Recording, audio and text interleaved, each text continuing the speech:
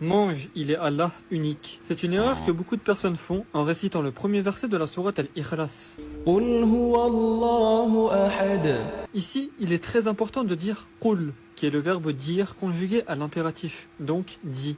Et pas kul, qui lui est le verbe manger conjugué à l'impératif. Donc en gros, c'est comme si tu disais mange, il est Allah unique. Bouge pas, je t'explique la différence entre les deux si tu ne la vois pas. Pour dire qul, qui est constitué de la lettre qaf, il faut que tu places l'arrière de ta langue contre la partie la plus haute du voile de ton palais, presque au niveau de la luette, au fond de la gorge. Ensuite, il suffit de bloquer brièvement l'air avec ta langue et de la relâcher brusquement pour produire comme un son explosif.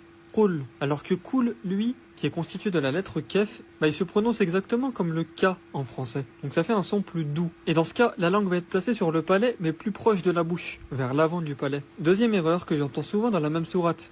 لم يلد ولم يولد.